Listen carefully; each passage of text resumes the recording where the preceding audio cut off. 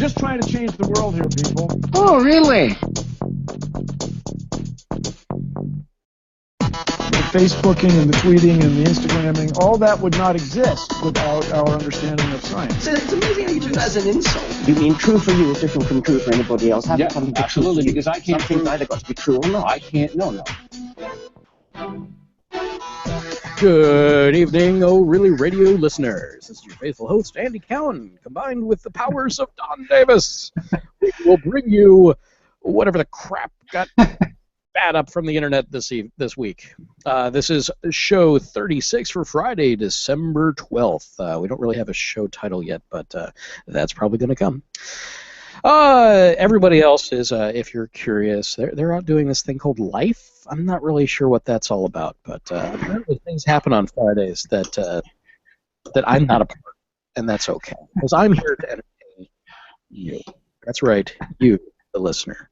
And you haven't been calling, you haven't been writing. I'm really beginning to be concerned about our relationship. So if you could drop me a line. Just give me a call, 470-222-6759. I'd really appreciate it. And if you have something meaningful to say, I'll play it on the air too. It'll be great. And if you kind of gunshot off your voice, you can always drop me an email too at orlyradiopodcast@gmail.com. That's ORLYRADIO podcast@gmail.com. And I'd really appreciate it. Tell me what you think of the show, how we're doing, things like that. And I hear the dulcet tones of an Anne. Yeah, you do. She just walked through the door. Yay! The estrogen levels have now been increased 100-fold. The scary part is she brought these. I'm not even looking at the video. Oh, okay. I will say it. That's cheese balls. Oh, oops, cheese. That's cheese balls. I'll gladly trade you this empty jug. For the full one, yes. Yeah, for the full one. Yeah, I love those stupid cheese balls. They're really, I think it's because it's more my personality's sake is cheese balls. That makes sense. Yeah, Oh. This is Anne's traditional greeting to the cats. Oh, kitty face! Yeah, and I don't know if we're going to get around that. I don't know that we will, and that's fine. That's fine, because you know what? It's just us guys really here on the show tonight, and I'm sorry, folks. You're just going to have to deal with it. But we do have some stuff to talk about. Last week, we talked. Our show title was "We Can't Breathe." Some of you may be aware that there was a misspelling in the hashtag. That was on purpose, because that was what was trending on the Twitterverse at the time. Very shortly after that, some intelligent people actually added the E back to breathe at the end, so that also started trending. So I went through and I added more hashtags and edited and things like that. So if you actually do a search, you should find the show on both. But who knows? But anyway, that was because that's what the internet was doing, so I was trying to go with the flow, even if it makes it look like illiterate twerps. Hopefully it works one way or the other. Yeah. Also, we were really trying to get into the heart of the matter of to whether or not America's broke, whether or not we're just foobarred. And the article that really, I guess it was more of a blog post that really sent me down that road, we never even got to. And I've added that into the Errata from last week's section of our show notes on show 36 here, which is available out on our website, which you probably already know is at www.orlyradio.com. And you'll be able to find it right there. It's out at theconcourse.deadspin.com. The American justice system is not broken. And basically, no, it's not broken. It is performing exactly as intended. These are the unintended consequences of the intentional action. That's pretty much the gist of it. It's like, no, all of these things, this is how that system is supposed to work. maybe it's not broken; it just needs to be changed. So it was a really well done, kind of in your face blog post on observations, and that's how I like to see things. So I encourage you to go read it. It's good stuff. Good stuff. Now, into things that are actually more current. Actually, I can't really say that because the whole Eric Garner decision and the indictment thing, those are still current, and they're going to be current for a long time. Hopefully, we actually, as a culture, maintain a longer short-term memory about things. Because people are still being arrested for just videotaping cops, which is legal, by the way. It's been upheld by the Supreme Court. You can do that. Wow. I did not know that. Yeah, because if you're not impeding their actions, they're public servants, and that's what has to happen. Everything. Yeah. Yeah. Everything from public servants is public domain. Yeah, and I mean, you can go. Matter of public. Yeah. Yeah. You can go out to any government site and find out how much public state employees or government employees make. Yeah, I mean, it's all there. You just have to have the wherewithal to go find it and ask the right questions and not be rebuked by people that don't want you to know these things. But you're legally allowed to have them, especially with the more expanded Freedom of Information Acts that we've had during the Obama administration. correct. Now, with that, a whole mess of people. I guess they're the underlings working their tails off on Capitol Hill. They walked out. They had an organized walkout about the indictments. I obviously don't think that it did anything, but it should be news. So this is me. Definitely. This is me mentioning it, but not really going into it. Because I'm honest, I am tired of talking about it, and I know that you're tired of hearing about it, but we still need to at least keep it in the forefront of our minds to know that, yeah, this is still going on, it's still an issue, and no, it has not been fixed yet, and we're still all mad, all of us. In fact, it's a global thing. I've seen some heat maps of anger over the decision, and it's global. It's everywhere. Yeah, of course. Marshall Islands, everywhere. So. Yeah, it just didn't make sense to most rational people, or even unrational people. No, it doesn't make any sense at all. So yeah, the system is broken in that I'm broken but not broken, so I don't care what you say kind of way. Yeah, because the system does not care. That's the system. Do we expect it to care? No, we really don't. No. Okay. Systems are set in their ways. That's why they're a system. Yeah. That's pretty much the deal. Okay, so speaking of systems, just this week, I'm going to go down to, which one is it here? Okay, so the CIA had finally released the long-awaited report on torturing detainees. Okay. Now, the Daily Dot recognized something that it's a 525-page report. Quote, chock full of bureaucratic language, boring. So to make it a more shareable and eye-catching meme, they created memes. They created 11, quote, fun memes that totally illustrate some of the report's most important and eye-catching takeaways. We've got the link out there, but let's see. They've got pretty much all of them are pictures of George Bush with servicemen, or like throwing out the first pitch of a baseball game. Oh, look there, he's wearing a nice cowboy hat. Oh, he's got his dog. That's nice. So they're dancing. That's good too.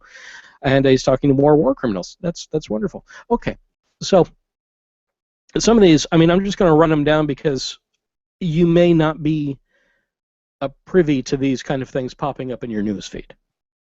So we're just going to run through them. So the first one, during a waterboarding session, one detainee became completely unresponsive with bubbles rising through his open mouth. In 2002, A detainee died of hypothermia while held partially naked on a chain and chained to a floor. And all these pictures are like have nothing to do with it. No, It's not a thing. All W. Yeah, with they're all different people. Mm-hmm. At least 5 CIA detainees were subjected to rectal rehydration or rectal feeding without documented medical necessity. That's just Dr. Feelgood torture right there. It's horrible. Yeah. Yeah. And here's we're usually thinking, of course, that all of this is happening like at Guantanamo. You know, that's basically the poster child for torture and wrongful imprisonment. But apparently, at a secret prison in Afghanistan, detainees with broken hands or feet were forced to stand in stress positions for hours. That would be torture. Not only is the torture bad, but also we have a secret prison in Afghanistan. Oh yeah, I could imagine that we probably have secret prisons in many of the countries that we have major incursions happening. Yeah. 1 in 5 detainees were wrongfully held and tortured due to bad intelligence. Luck of the draw, guys. You got stuck with the worst lottery winning ticket ever. Just the wrong way to go. Yeah, it's bad. It's bad. CIA officers threatened to harm a detainee's children, sexually abuse the mother of a detainee, and cut a detainee mother's throat. Those are some great threats right there. Yep. Yeah.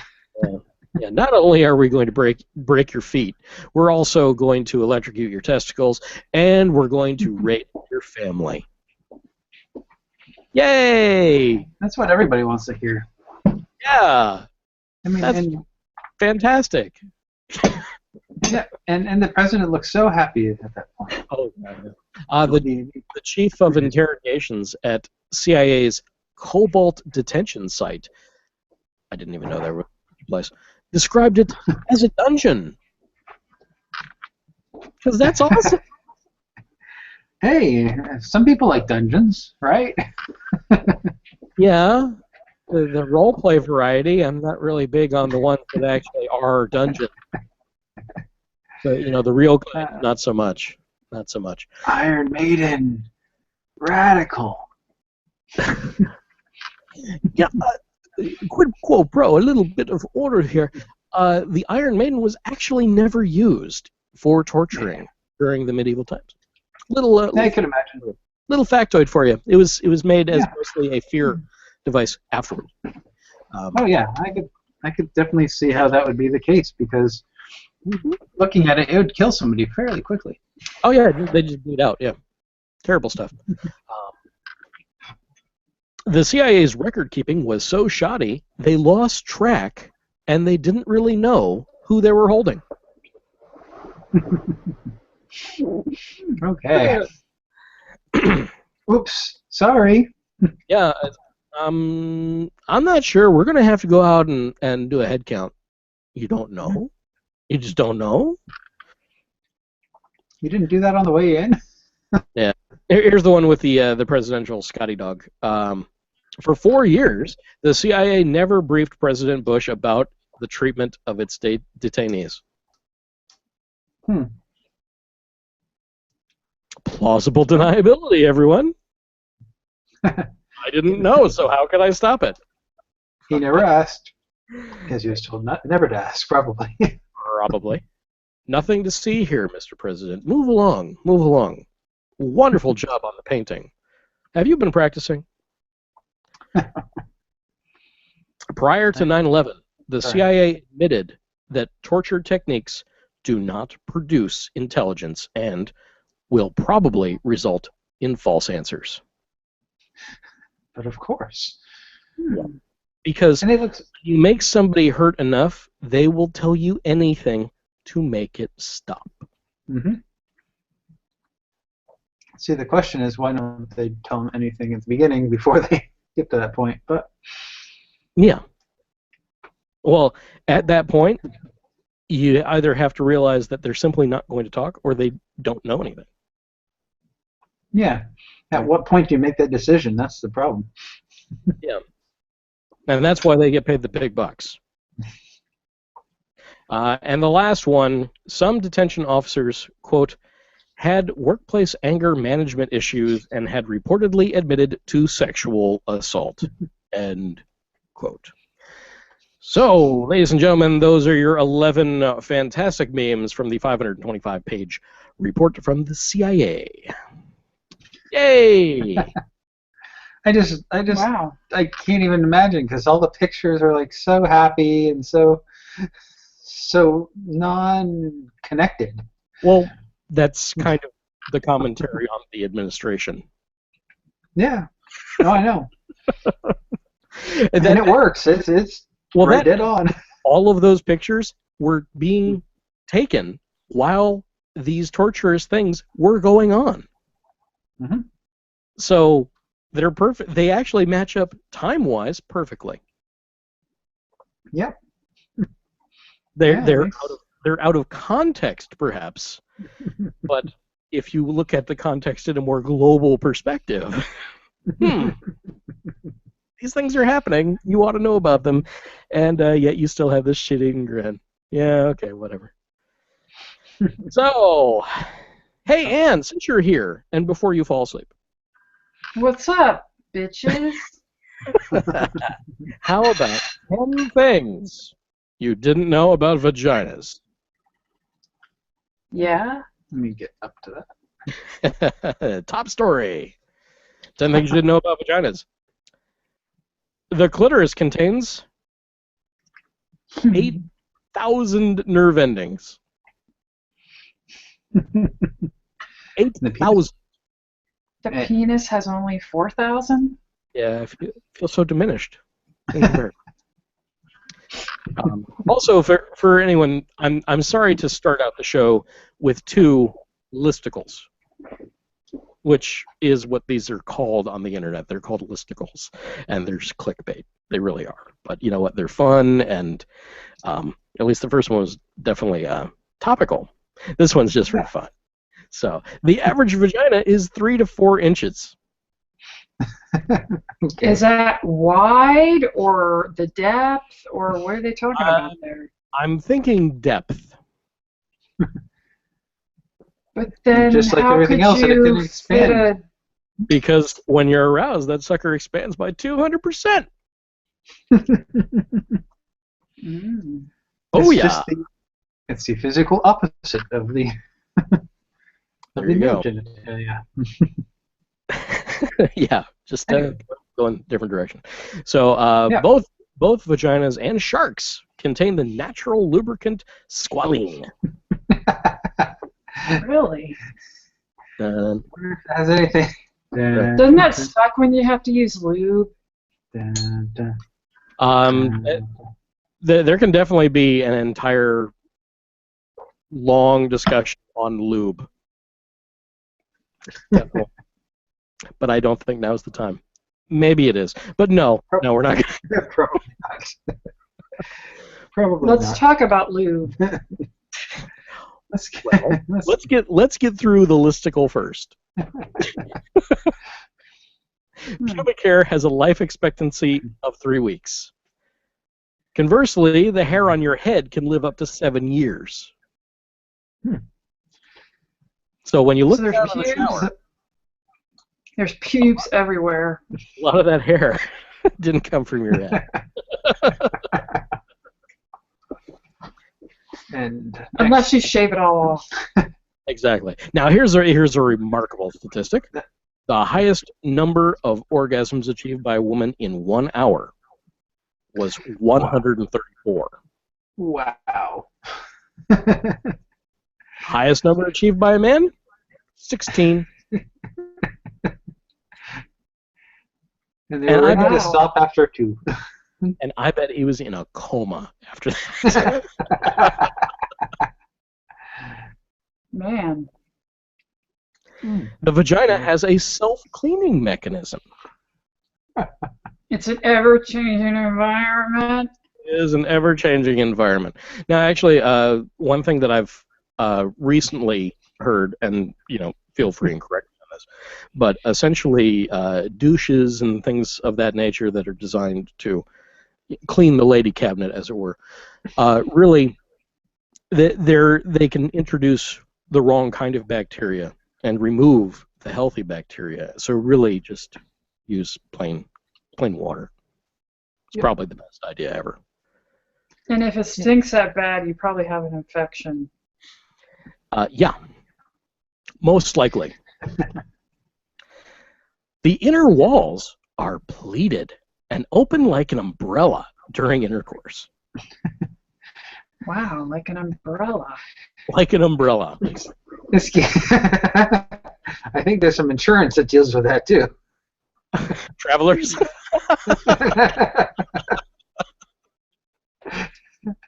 Wow. Travelers is a vagina? Travelers vagina. The vagina insurance. Traveling with Mary Poppins kind of gives a whole other idea there. Oh, jeez. Oh my god. Her umbrella was lifting, was allowing her to fly. Nice. And of course, as we were discussing earlier, the vagina is teeming with bacteria, and they also happen to be some of the bacteria that is found in yogurt.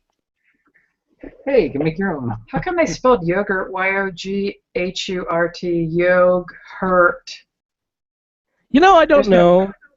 There's no H in it.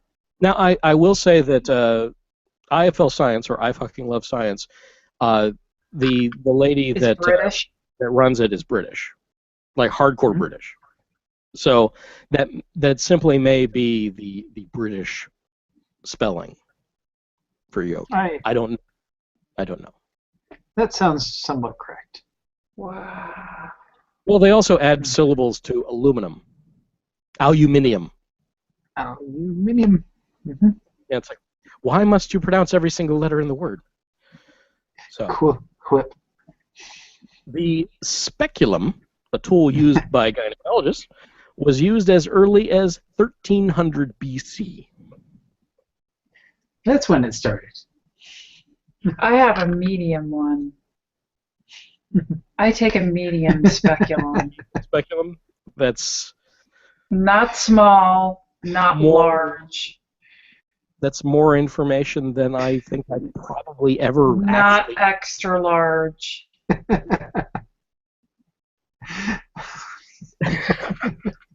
Does the extra large require a floor jack? I don't know. Probably. And a tow truck. Yeah. Jaws of life.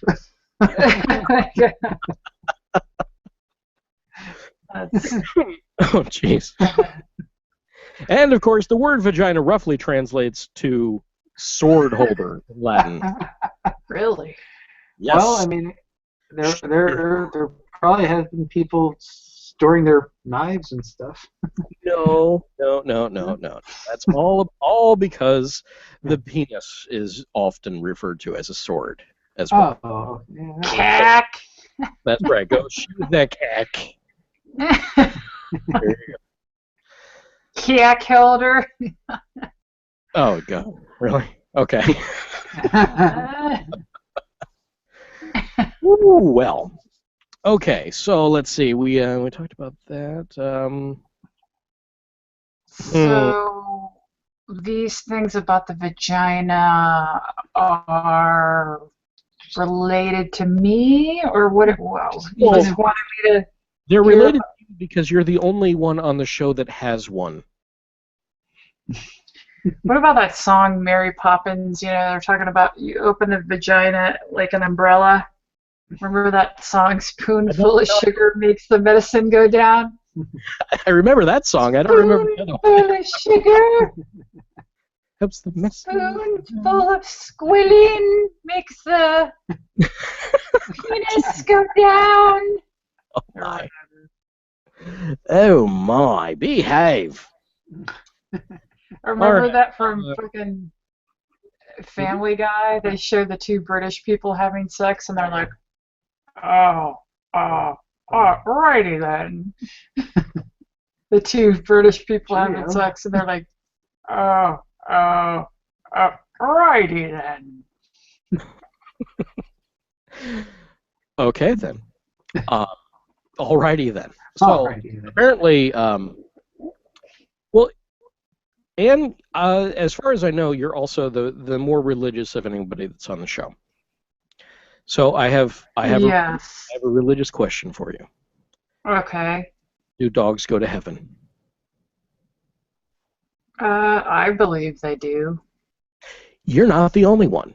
Pope Francis also has said he was consoling a little boy in St. Peter's Square and said that paradise is open to all of God's creatures. Well, that's nice. Yeah. Well, that's cool. It's a positive aspect. However, this is a little bit, kind of funny from the Catholic Church, since they're basically said that no. Well, that doesn't make any sense. What about the one that, what's the one that is the saint after the animals? What's his name? Holy shit! That's a cat back there. I totally don't know the patron saint of animals. I do not know. Is it Saint Francis? I think it's Saint Francis. I don't know. You can take a look and see. But anyway. Yes. I don't think it's. I can't imagine that they don't. I mean, the animals don't have souls. Saint Francis of Assisi. Assisi. Well, congratulations, you figured it out. Patron saints of animals. He's Catholic. Mm-hmm. So that solves that. So they're changing their views, or at least this Pope seems to be a little bit more flexible when it comes to views there's I like what he says, but I think I'm supposed to like what he says because he has a publicist that is telling him what to say. He actually has one of the Bush administration's publicists. Yeah, that's what I was gonna say. I mean, isn't that a political thing too? Like for oh yeah, well he's the head president. of state, just the head of the religion. Yeah. He's also the head of the Vatican, which is a nationality. It's not. It's its own country. Yeah, it is. One of the wealthiest in the world. Mm-hmm. So they always had more power than the government. Yeah, the things that he say, it's really funny to try and parse out what is good and what is bad and what is just kind of a talking point, because as he continues to release good things, and then the Vatican comes behind him and tries to sweep all that under the rug, like, no, that's not what he could have possibly meant. That does not, what he has said does not change any of the church's actual policies. Yeah, things like that. That alone makes me like him more.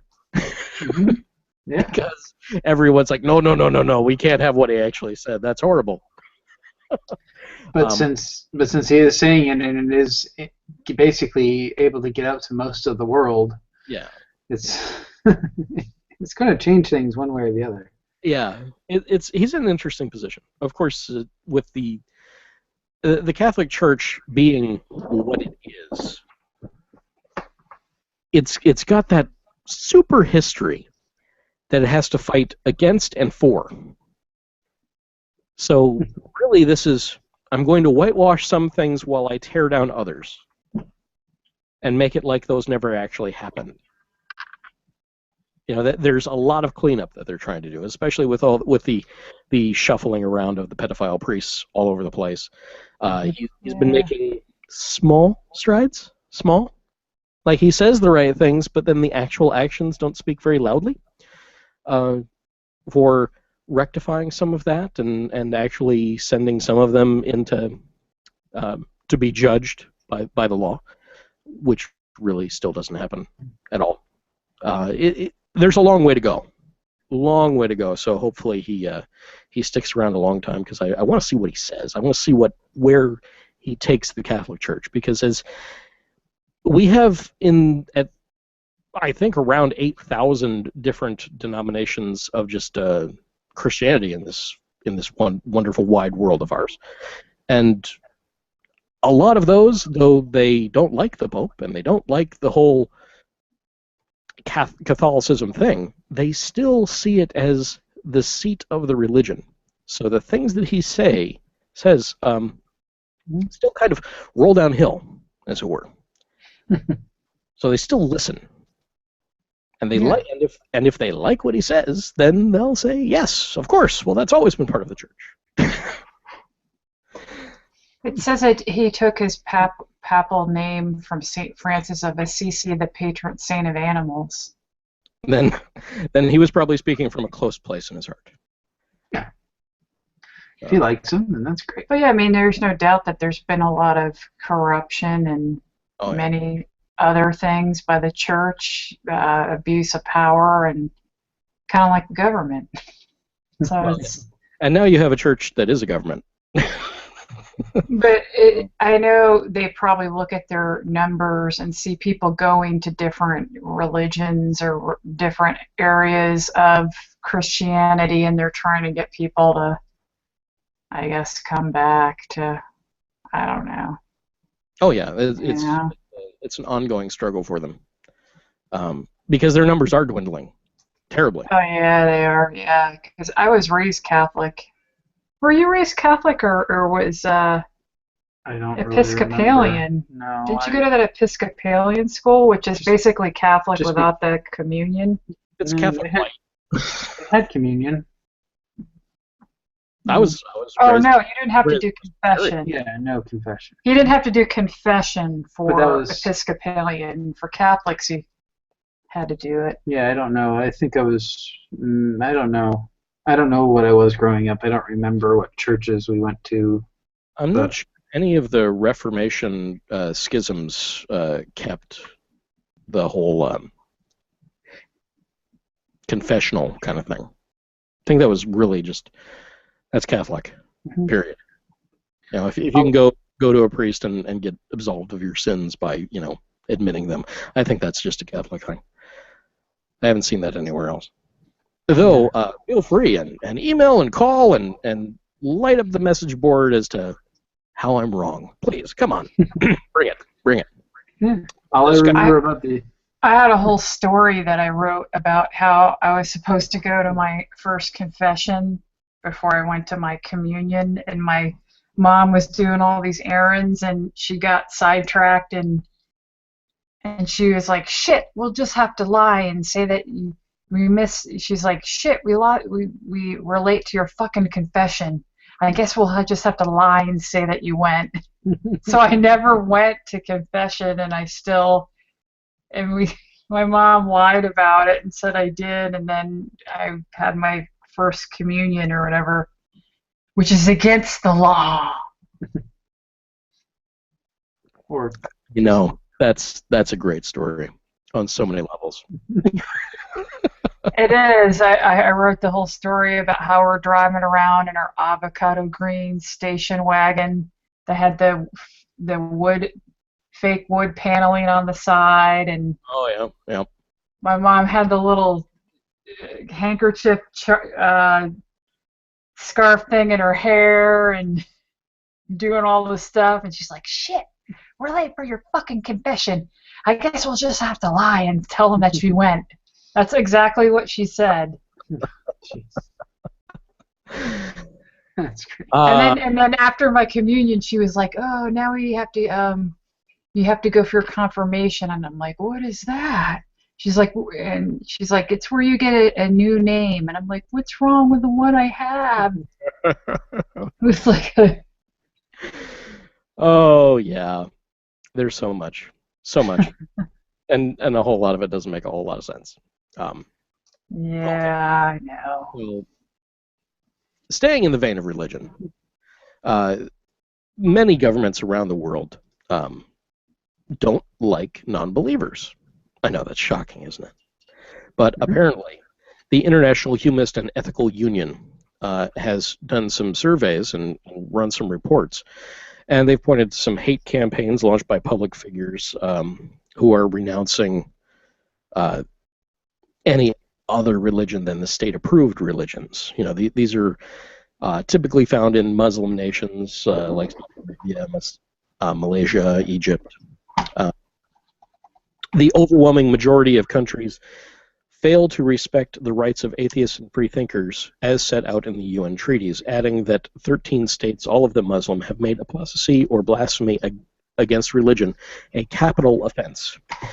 Also in some countries like Russia, where communist ideology has been replaced by Orthodox Christianity, which dominated before the 1917 Bolshevik Revolution, any public expression of atheist views can be equated with blasphemy and criminalized. So I've kind of been keeping a little tally of the places that I cannot go in this world without the possibility of being executed. That's not right. And it's weird though, because you can go to and you can be executed for being a Christian. So it's kind of like the same shit. Oh yeah. It's anything. Well, in at least the Muslim states, yes. If you're a Christian, you're in bad way. But you know what? They'd still rather you be a Christian than be an atheist. Mm-hmm. Which is just lame, but it is what it is. So that if ever you really want to see what a state religion would be, you know, where you're truly a this or that country or nation, you know, we have several examples so that you can see exactly how it affects the people. And if somebody can be executed for having a bad post on Facebook, we've got problems in the world. And This country would be screwed. Oh yeah. Well, fortunately, in this country, we have freedom of speech and also freedom of religion. Mm-hmm. You know, and I'm really tired of the little trope that they try to shove in there. It's freedom of religion, not freedom from religion. You have to have a religion. It's like, no, I don't. Yeah, that word doesn't change all that much. Yeah, because Oprah was guilty of that. It's like, well, you know, you got to believe something. You know, it's like, no, no, you don't have to. But that's the thing, that you still have morals and you do the right thing. It's like they're Right. trying to say that because you don't believe in that, you're a But the fucking murdering, lying, I don't know, that comes person. from a place where they have not examined where their own morals actually come from. Because Mm-hmm. the morals that you have generally precede religion. They're there before religion came about because they're part of the social contract that we have as people living together. Yeah, I mean, some people don't see it that way, but Well, no, of course not. But the history is on the side of that argument. That's the Yeah. basis. Those Because morals. Wouldn't be a society to have religions in. Yeah, I was going to say that those morals are the basis of society. I mean, without that, we'd be out in the woods in little tribes or whatever. Yeah, randomly killing people is usually considered to be a bad thing, and it's frowned upon in polite society. Therefore, that's part of the social contract to not do that. So it is a bad thing. And then things just kind of build up from there. You know, you get the good thing gets hugs and love and food and water and attention and a roof over your head. The bad things get you burned at the stake. So we kind of have, we do have a long history of being told what's good and what's bad in subtle and not so subtle ways. And I don't think religion necessarily had to be part of either one of those. So, It's funny. It's like a lot of my friends are atheists. I have a lot of friends that don't believe in God or whatever. I was just thinking about that today. I was like, God damn, there's a lot of people that and we're I know that. Huh? and we're in Florida, folks. But I mean, I don't have a problem with what they believe in, and they don't really give me any shit about what I believe in. So I don't know. That's the thing. Most atheists don't care. I mean, have no problem with other people believing. It's just There comes a point in any atheist deconversion, when they've always been an atheist, it's different. But if you were part of a faith and then you realized for yourself that it was all wrong, and then you lost your faith, that house of cards comes down pretty fast. And when it does, it makes you so fucking angry. Because there's nothing that can tell you that you haven't been lied to for the entire time that you've been on the planet. And I don't think you've been lied to. Well, Is no, that how you see it? I mean, no. That's because you haven't fallen from your faith. As soon as you fall out of it, it's pulling the curtain back and seeing the Wizard of Oz. All the myth, all the pomp, all the circumstance was just a guy pulling some levers and talking into a mic. All lies. And that changes your worldview so dramatically it's like being hit by a truck. Everything that you were told to believe, you realize was not true. And that could make some people angry. And how do you know it was not true, though? Because there's no good reason to believe it anymore. It's an amount of overwhelming evidence. When you are confronted with mountains of evidence that say, this is the way it is, and then you try to square that with your religion, and your religion only tells you to stick your head in the sand and ignore everything that you're learning outside of it and just believe, that shoves a wedge in there of doubt and mistrust. Because they're not telling you answers, they're just telling you to not believe it and to just believe what they're telling you. Whereas science, the great boogeyman of religion, is telling you, well, here's how it is, and here's how you can test it. Do you have any other questions? Feel free and ask. There's a lot of things in science that they believe in. There's a lot of things in science that they believe in. It's not a belief. It is. Yeah, there's a lot of things that they cannot prove. Proof does not necessitate. It does not necessitate belief. What it is a trust in facts. It is a trust in evidence. Yeah. It's not belief in evidence, because you don't believe what is true. I think what she was trying to say is that there's some things that have yet to be proof that that everything that they find points to it, but they can't find the exact chain of evidence to substantiate their claim that they come up with a hypothesis. For most everything, though, it ends up being that prime mover. That it all goes back to, well, how did it all start? But the thing is, you also have to then you have to make the exact same belief jump that the universe either came from some cosmic nothingness, that instability in the fabric of reality, and then popped up because it was meant to, and it would always pop up, and it'll probably always go away and then come back again. That's one theory. There's other theories. But it takes the same amount of belief to believe that as it does to believe that there's always been a deity doing it. Because then you can always say, well, okay, you want to know where everything came before my solution. Well, where did everything come before your solution? Where did your God come from? What created God? If all of your arguments are that there has to be some greater complex thing to create all the other complexity, then what created the most complex thing of all? God. Mm-hmm.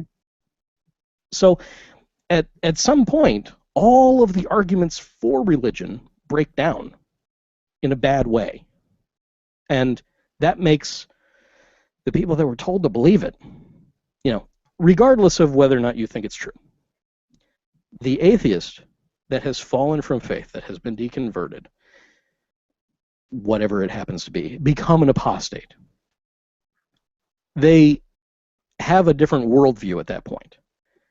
And because they see the world differently, in many cases, maybe not all, but in many cases, there is a period of anger because nobody likes being lied to. And the perception is, well, perception being reality, the perception is that they've been lied to their entire life or the entire time that they were in the church. So now they're having to figure all that out, and given the propensity of religion in everyday speech, it's just, oh God, what am I going to do? It's just part of our language even. It's part of the fabric of what our culture has become because it's been around so long. So there's always those little, it's like living in an itchy sweater all the time. It's certainly, it's not necessarily harmful, but it's always just that irritant, that background irritant of everything. And eventually you kind of snap a little bit. Now, as time goes on, though, that anger wanes typically, and people get it out of their system, and they kind of settle into the routine of, no, I don't believe. And it's okay if you do. I think you're wrong, and I'd be glad to have a conversation about it, but I'm not going to get angry about it anymore.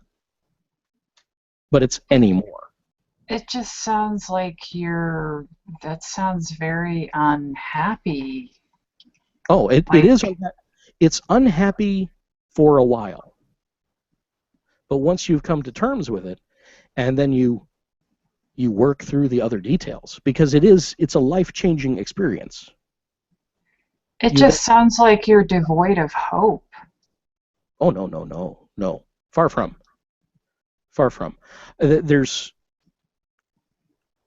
I would love for there to be an afterlife. I would love for there to be a God. I would love for there to be magic in the world. I want dragons and unicorns and fairies. I want all of these things to exist. Desperately, I want them to exist. But my want of them to exist does not make it so. They're not there. Mm-hmm. Nothing I do can make them jump up and say, hi.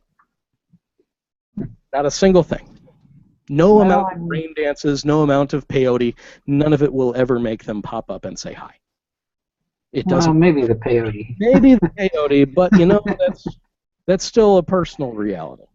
Yes. So with all that, now joy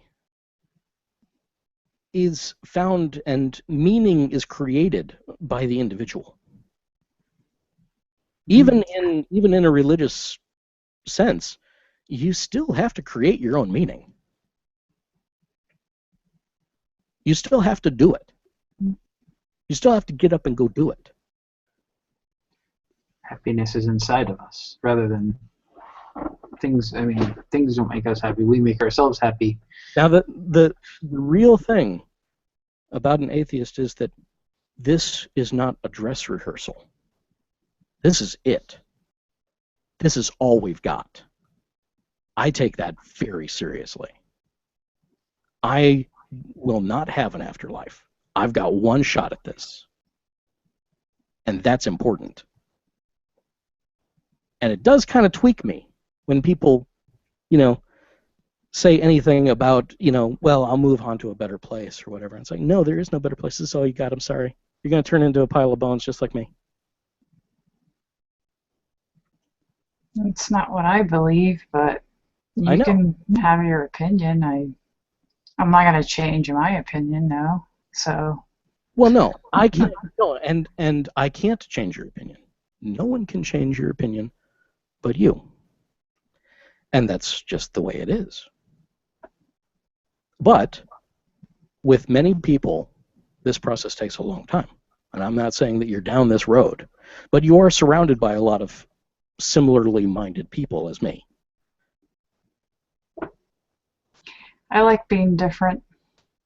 I don't like being the same. That's fine. We're all different. We're all our wonderful, unique, individual snowflakes. It's just like, I don't know how to describe it. There's things that happen in your life that you won't understand until you experience them, and they won't make any sense. And somebody's calling my phone. Who could it be? Do you need to get that? I don't know. Hold on. Pause. Well, we'll pause that for now. Yeah. We can come back to that because obviously that's going to be a discussion that will be open. Yeah. So let's see here. We've done the Senate Intelligence Committee with the CIA. We've done Do All Dogs Go to Heaven? Maybe do a little science. The Rosetta. Ah, yes. Let's get into that. Nice okay. Little... Yeah. So the Rosetta spacecraft has detected water coming off of comet 67P, the rubber duck-shaped lump of ice and dust. And the presence of water, as it says, is not a surprise. But what has wrong-footed researchers is the makeup of the water, which is nothing like that seen on Earth. Yeah, it's may mean not much to many people. 3 times more deuterium, which is a heavy form of hydrogen, than the water on Earth. Yeah. Heavy hydrogen. So. Yeah, it's like heavy water. It's something that we would most familiar with. Nuclear testing, creating heavy. Yeah. 67P is thought to have come from what is called the Kuiper Belt, a broad band of frozen bodies that begin beyond the orbit of Neptune. The main asteroid belt contains more rocky objects that circle the Sun between the orbits of Mars and Jupiter. Let's see, what did they say about it? Today's asteroids have very limited water. That's clear. But that was probably not always the case, said Altwig. That is Catherine Altwig at the University of Bern, Switzerland. In the earliest period of the solar system, 3.8 billion years ago, asteroids are thought to have crashed into the Earth regularly in what is called the late heavy bombardment. At that time, asteroids could well have had much more water than they've had today. Now, that's actually one of the theories to how water actually came to this planet, was through the late-term bombardment, because at the time that the other planetoid struck Earth and created the moon, pretty much any atmosphere or any atmospheric water that we would have had would have been boiled off at that moment. So it was the late heavy period that would have allowed water to repercolate from the lower Earth crust and definitely come in from any icy objects that are far out. Fun stuff. Really fun stuff. Let's see. Once we get the identification of where the lander is, it will be give us a better fix on what we believe the illumination conditions are and a better idea of when we would expect the lander to have sufficient illumination to be able to start charging its batteries and come back online. So Philae is not dead. It's just asleep. And as the as 67P approaches the sun, it's going to get closer, and it's going to spin in certain ways, and it's going to bring the Philae's solar cells just out of the shadows and into the sun once more, and we'll be able to get even better information from this activity that we're doing in our solar system. Which is a really good thing. It'd be great to have more information from that. And maybe that can lead to better things in the future. Yes. One can hope. One can hope. Especially since one of the thoughts on missions before we actually head to Mars is to capture an asteroid. Yep. That'd be good since everybody's concerned about natural resources. They have some resources on asteroids, so we could mine them, and there's a good many of science fiction writers that talk about that.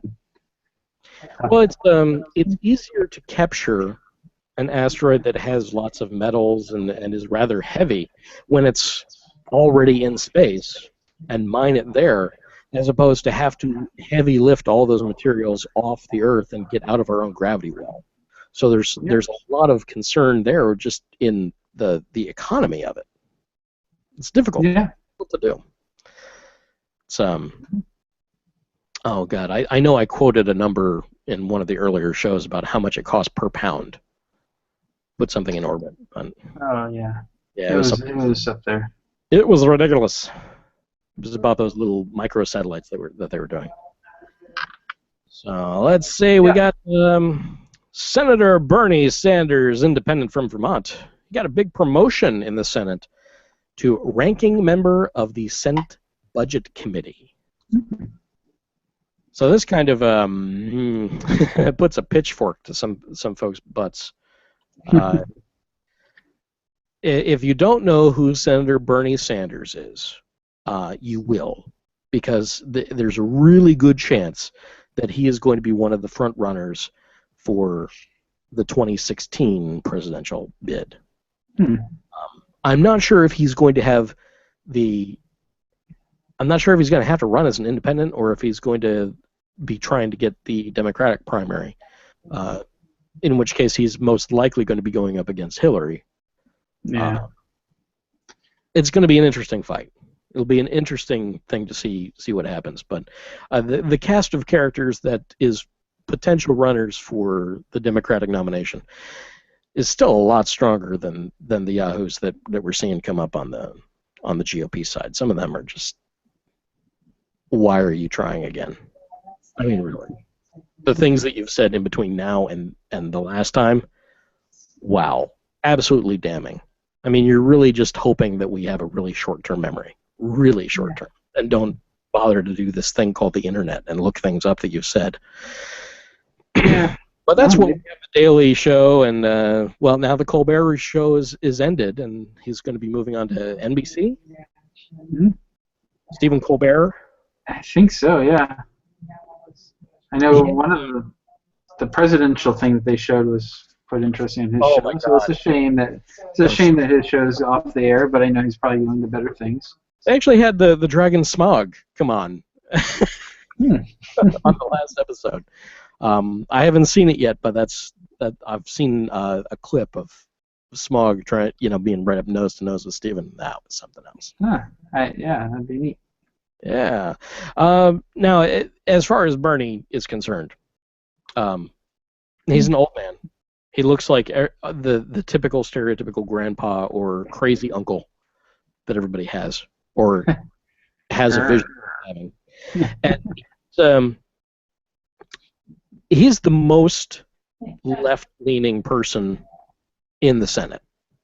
In fact, I dare say in Washington. Entirely. He thinks that Walmart should absolutely pay a living wage. He thinks that the Koch brothers should really get the heck out of politics with all their money. He wants to get the money out of politics, which is obviously not a very popular opinion among those that are being paid by being in politics. But he's, lots of Wall Street reform. Just name one of those issues that revolves around equality and money, and he's there. Yeah. So now, him being on the Senate Budget Committee, that's going to give him a lot more pull, a lot more say in the things that go on. And really, I think, though he may not make any headway, he's going to be that balance on the fulcrum of all the crazies on the other side. He's going to be the reasonable voice. And he's not going to take any crap from him. Just like Elizabeth Warren. She doesn't take crap from anybody either. Yeah. They need balance. That's the whole thing. There's so many people who don't want balance. They want it their way. And there needs to be, that's the whole point of everything, is it needs to be fair and balanced so that everybody gets their somewhat of what they want. I mean, now, I cut cable a while ago, so I don't have any broadcast TV, which means I don't get to see like live Fox reporting and things like that. And I was recently in a hotel room just last night, actually. No, night before. And I was clicking through the cable access there, and I came across the logos of Fox, saying fair and balanced, and I almost threw up. I almost to my stomach and decided that was time for me to go to bed. Just saying fair and balanced and Fox, and it's like, what? No, that cannot possibly still be your tagline after all these years. I was doing the same thing in a hotel, and I was flipping stations. I got on to one of the news shows, and it was on Fox. It was one of the ladies who has her own show. I forget the name. But it's like everything she was saying just sounded like it was complete, I don't know the right word, diatribe, or just sounded like the whole thing was just kind of fabricated, like, oh yeah, let's say this because it sounds good and we can make people believe it. Yeah, that's what it sounded like to me. I mean, other people that may sound perfectly logical, and they stand on a soapbox and sell fear. Yeah. That's pretty much what they do. So if it scares the people out there that are living on their pensions, then they've done their job. I don't know why that's a job that anyone would want to have, but it's on TV. On TV. That's pretty much it, I think. Yeah. You put somebody on TV and they'll read whatever is put in front of them. So staying in Washington. So it's that time of year again, folks. It's time to shut down the government and blame it on everyone else. But this time, they avoided that. They averted it narrowly. There was a full roll call on last night's vote, and we have a link to it in the show notes. 67 House Republicans broke ranks and opposed the package negotiated and endorsed by their own chamber's leader. That's a little more than a fourth of the caucus. And that would have been enough to kill the legislation if it were not for 57 House Democrats who rebuffed their leaders and backed the bill. I find that an interesting statistic, and probably the most interesting about the whole thing. That means that either A, they didn't want to risk shutting down the government, and they just said that fine, we'll go with it. I kind of lean that that's probably what they were looking at. Maybe, yeah. But that so many GOP wouldn't vote for the package by their party, that is more concerning. Yeah. Why did they not want it? What's in there? Apparently, let's see, we'll just quote here. So, with just hours before government funding was scheduled to expire, the House voted 219 to 206 to pass a $1.1 trillion spending bill, fending off last-minute revolt from liberal Democrats over provisions to roll back regulations on Wall Street and campaign finance. The bill now moves to the Senate, which, according to Senator Harry Reid, will begin consideration of the Friday. but then the Senate can still not pass it. And then They could. vote. Defense spending bill, Terrorism Risk Insurance Act, and several tax extenders. There's a lot that they wrapped into this bill, and that's probably why. This is that old statement of pork belly, where they've added too much to a bill, and they can't cut out the fat to figure out what's going on without killing the entire bill. Yeah. So there's so much fat. We'll put in a lot of things that we want, and there's going to be things in there that you want that you don't like also, and you're just going to have to suck it up to get what you want. Yeah. So, and that's nearly every bill that we see is just a whole compromise on so many things that nobody's terribly happy with it, unless they're complete ideologues, and that is exactly what they wanted, and they don't care what the other side got out of the deal. And there's certainly some of those out there. Yeah. So keep an eye on that, everyone. Not that you can do anything about it, but I would look at who voted. We got that roll call, and call your senator. Speak your mind. Get involved. It's about all I can ever ask. Let's see. A couple other things. We're getting into more fun stuff now. So in the 12 days leading up to Christmas Eve, new Harry Potter content is being released daily on the site pottermore.com. Calling it the 12 Days of Potter. That's interesting, since originally she said she wasn't going to release anymore. Well, I guess she had some other ideas. Let's see. Each day solving a rhyming riddle will unlock new content. Here's the first riddle. In a house on Spinner's End, a meeting takes place. A mother begs help for her son, tears on her face. Agreeing to help, though he doesn't know how. Which potions master performs an unbreakable vow?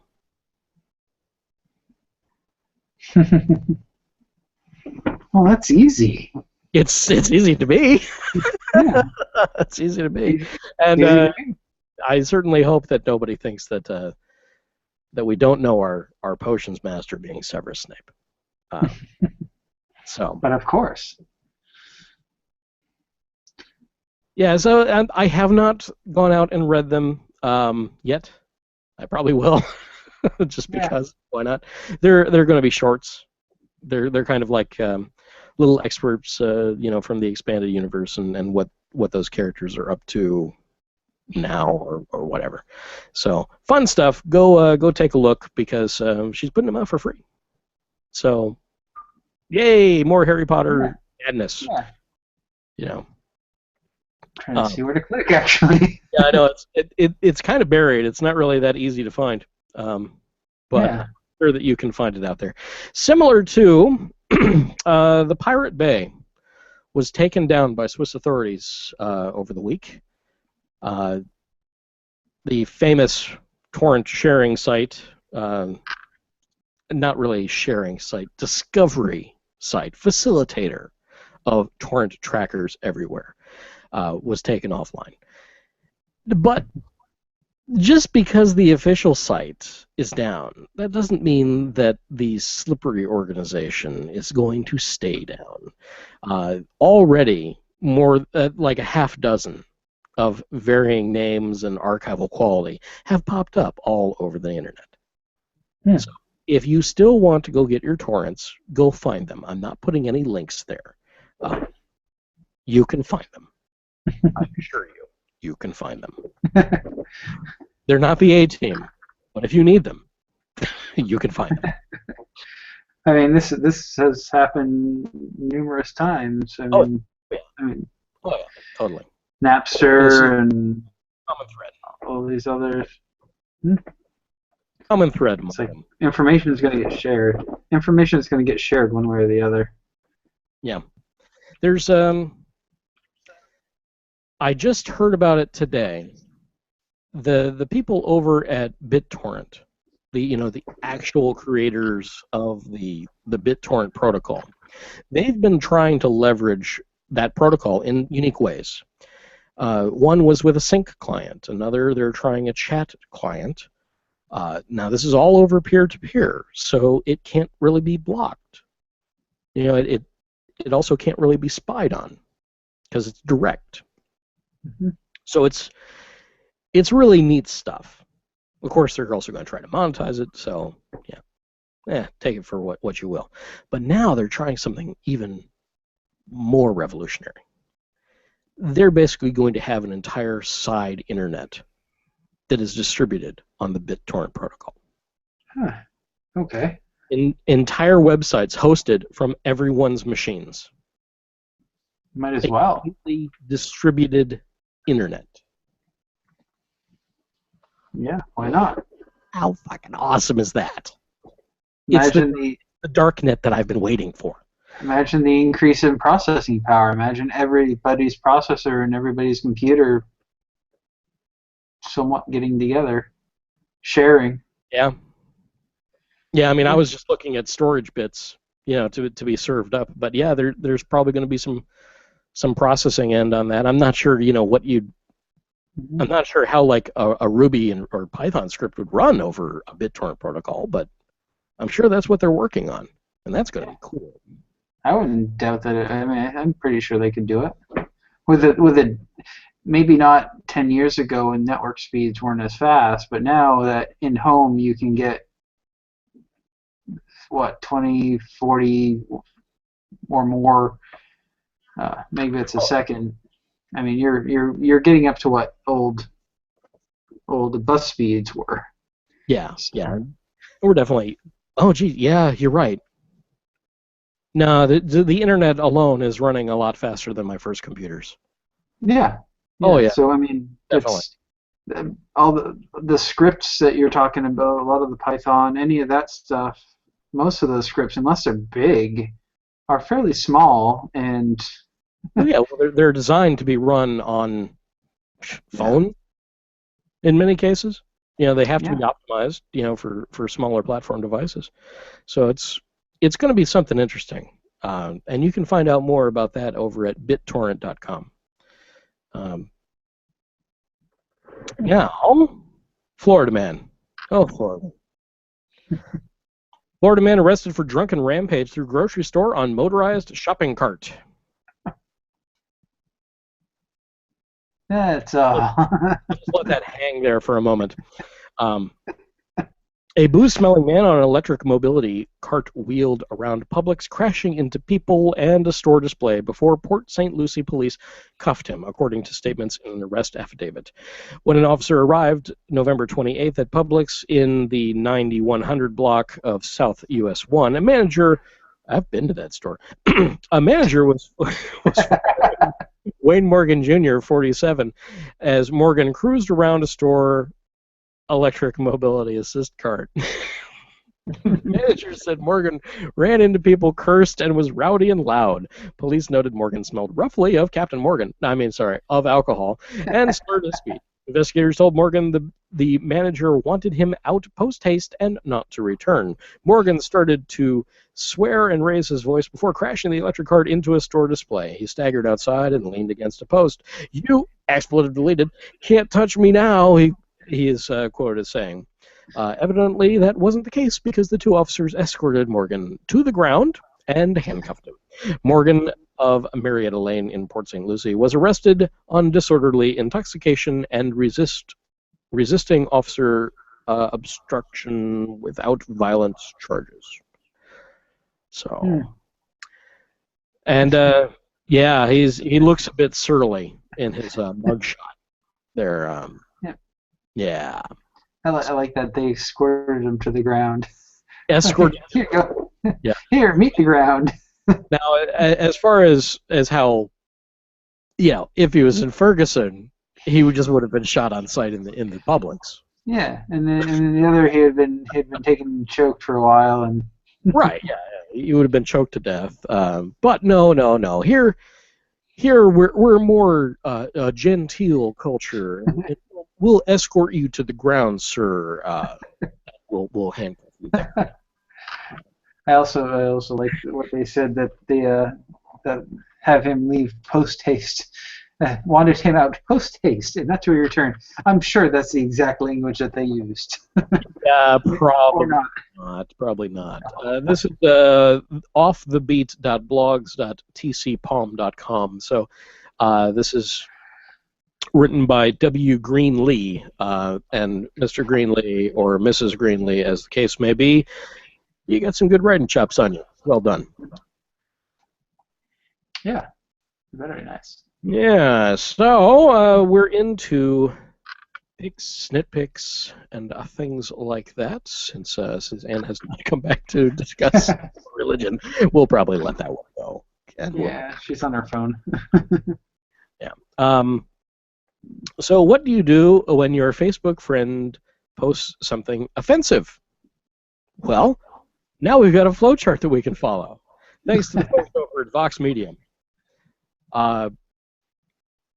So what do you do? Pause. This is the internet. Take your time. Okay. Do you know the person in real life? We'll say yes. Okay. Do you value your relationship? We'll say yes, because that's really the time that's going to matter. Okay. You may not change minds, but you can shift the tone. Okay, that's a good idea. All right. So we go down and we just listen, reread the post, pretend like it was written by the best person in the entire world. Then affirm. Find something, anything you can agree with in what they're saying. And then respond. Set the tone. Start with your affirmation. I agree that that safety is important, and whatever, feed into whatever they're going. And hopefully that add facts, stats, or counterexamples to the conversation and perform your civil dialogue. Yeah. Yes, that's wonderful. That's a good thing to do. And I know that I personally have always tried to keep the conversation going as opposed to alienate everybody in the room. Yeah. That doesn't work. It just doesn't work. You do not change mind like that. So if you don't know the person in your life, no. Okay. Do you know people in common? Let's go ahead and just say no. Okay. There is no bridge I can forge with this user on Facebook. And then down, okay.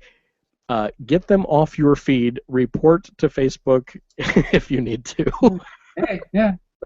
So yes, there's the keep the conversation going, civil dialogue. Set the tone by examining what they're saying and try to forge a common ground and work from there. Or block the bastard and just get rid of the trash. I think that pretty much sums it up. Yeah, pretty much one way or the other. Yeah. Two options. I mean, I guess you can just block people, or in other ways you can just ignore it altogether. Mm-hmm. Another friend of mine was posting that they didn't understand how somebody could assert something that was wrong on their own public-facing post, and then get upset when it actually got feedback. And so you don't just say something and not expect to get a message back. And this has happened to me. Specifically, my ex-wife's grandmother was rather vitriolic about certain things relating around gay marriage. This is not uncommon for a person of her age. Mm-hmm. I'm just going to chalk it up to that mostly.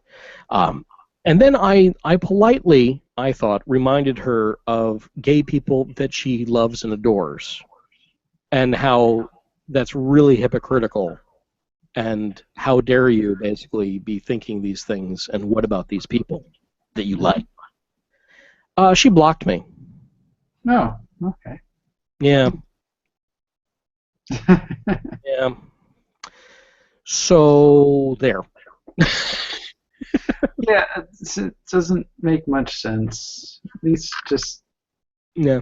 agree to disagree on it and move on, or block family members. Okay.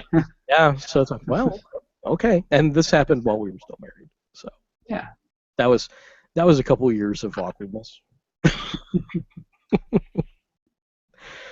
Oh well, that is that, and water under the bridge. So, Yeah. do you have any picks? I don't know, but I might have in the later. Anne picked up a interesting bottle of something at the Total Wine tonight. Ooh. It's horchata cream liqueur. Well, that sounds delicious. Horchata, for those who don't know, is a kind of a creamy, cinnamony, basically like holiday drink. I mean, it's kind of like you add cinnamon to eggnog, but it's not really eggnoggy. I don't know. I think it's made with rice. I forget, but it's a Mexican, I guess, type drink. But they have it in a liqueur with Barbados rum, cream, and cinnamon flavors. So Liquored cinnamon leche. yeah, that's pretty much. Yeah, it sounds really good. I haven't opened it yet. But. Well, we'll get to that in a minute, I think. I wanted to point out I found a nice program that's free for doing some chat here. Since we happen to have an IRC that people can participate in on the page, yeah, that's out at ORlyRadio.com. You should go. It's right there. You can either participate with us right there from that feed. Just sign in real easy. You know, it's completely anonymous. Or you could have your own IRC chat client. And one that I found that's really nice is out at xchat.org. The letter X, CHAT.org. And it's simple. We're hosted by the fabulous people over at Geek Shed. And you can just find us in the channel hashtag ORlyRadio. And we'll be right there. I'm there all the time now. Oh, really, Andy? That's me. So hey, come on! You need to communicate with us so that we can bring you a better show. That's what we want. More participation. Yeah. So that's it for us tonight. We'll be back. Oh wait, I'm supposed to have music. Where's the music? I got music. Music. Too loud. Okay, there we go. That's it for us tonight. We'll be back next Friday at 9:30 Eastern. In the meantime, the conversation will continue on the web. Head over to ORlyRadio.com. That's ORLY Radio for all the links right at the top. And you can watch us live and chat in the IRC. If you liked what we do here, you can help keep the lights on, and you can follow the Help Us link on the webpage over to patreon.com/Cowen, C-O-W-E-N. If that's too rich for you, contribute to the show with topic ideas, corrections, advertising offers, publishers' clearinghouse entries, hate mail, unsolicited advice, by emailing us at ORlyRadioPodcast@gmail.com. Leave us a voicemail at 470-222-ORLY, that's 6759, and by posting and voting on stories on the subreddit. Yeah, we got one of those too. Leave us a glowing review on whatever platform you happen to find us on, whether it be iTunes, Stitcher, Spreaker, anywhere. And of course, you can like us on Facebook, follow us on Tumblr, Twitter, Google+, and subscribe to the YouTube channel. We can't thank you enough for spending some time with us tonight. And until next time, this has been ORly Radio, part of the Cowen Services Network. The music was created by Kevin MacLeod of Incompetech.com. He's a great guy. Go check him out. And I believe that will conclude our broadcast day, as soon as, of course, I can figure out where that window went. Terribly sorry for being so disorganized. Well, sorry, not sorry. Anyway, have a great evening, everyone. Bye-bye.